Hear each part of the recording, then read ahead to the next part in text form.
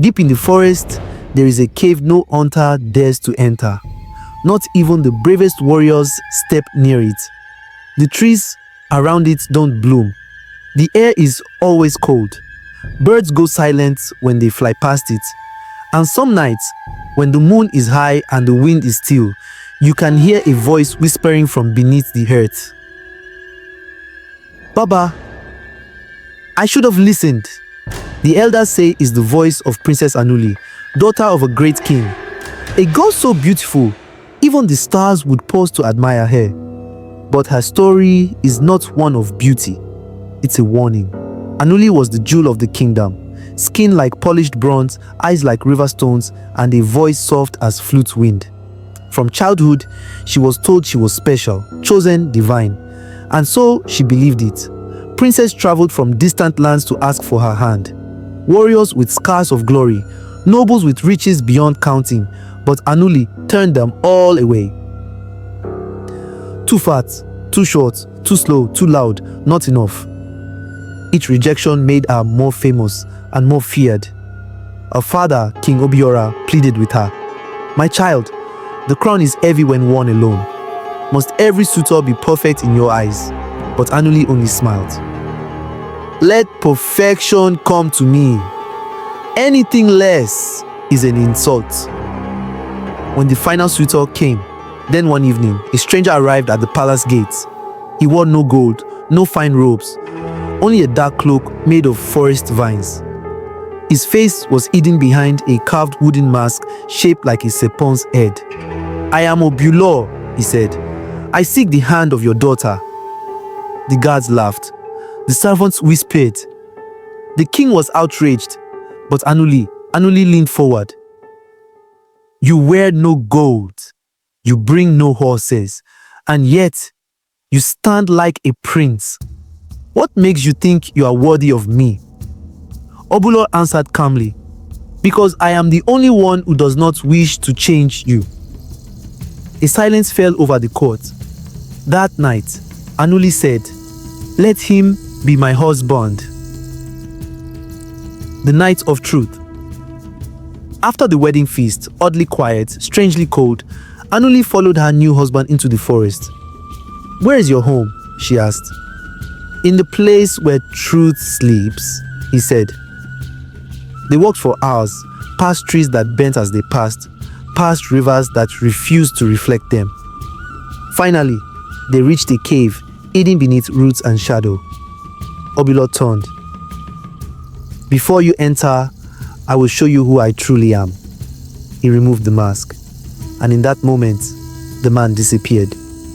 Before her stood a massive serpent, black as midnight, eyes glowing gold, fangs glistening like ivory knives. Anuli screamed, but her feet were rooted to the earth. The ground rumbled. The cave opened its jaws, and both bride and serpent vanished into the dark. The next morning, the king sent warriors to find her. They followed her footprints to the cave. Then nothing. No signs, no scent, no sound. The elders say the cave sealed itself with a hiss. No one goes near it now. But they say that if you press your ear to the stone at night, you will hear her whisper, Baba, I should have listened.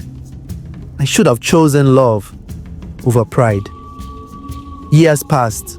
The forest grew thicker around the cursed cave. The people moved on. Even the king, once filled with rage and sorrow, grew old and quiet. But the cave never forgot. And every now and then, the whispers returned. Papa, save me! I see the sun only in dreams. One rainy season, when thunder danced across the sky, a stranger arrived in the kingdom. A traveler clothed in white cloth, with skin like burnished clay and eyes the color of the sky before a storm. He came with no name, no horse, no entourage, just a long staff and a question: where is the place where the ground swallowed the king's daughter? The villagers led him to the cave and warned him, no man who has entered has returned. Her soul is lost, her story is over. But the traveler smiled. The story is not over.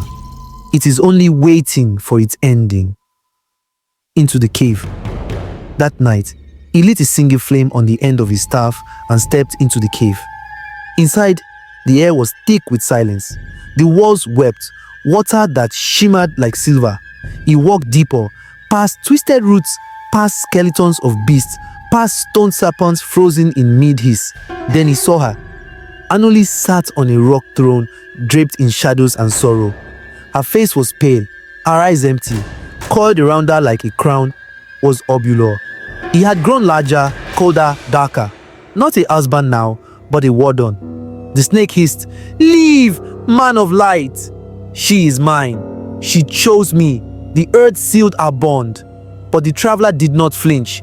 He planted his staff into the ground, and with a voice that shook the cave, he said, "She was never yours. She was a prisoner of her own pride. But even the proud deserve a path back home." The snake lunged, but the traveler raised his hand, and the flame grew into a great fire, burning blue, ancient, and wild. Obulor screamed, writhing, hissing, breaking into shards of darkness. The fire did not burn Anuli. Instead, it warmed her, brought color back to her cheeks, and in that moment, she wept. "I thought I knew everything," she whispered, "but pride built a palace with no door." The traveler smiled gently. "Then let humility be the key." The return. He carried her out of the cave as dawn broke. For the first time in years, light touched the mouth of the cave. The trees bloomed again. Birds sang. The wind no longer mourned. It danced. When they reached the palace, King Obiora, now old and grey, collapsed in joy. The kingdom rejoiced, but Anuli did not return to her throne. She asked to live among the people, to learn, to teach, to serve. She planted gardens. She told stories to children. And every week, she returned to the forest, not in fear, but in gratitude. Because she had learned something most never do.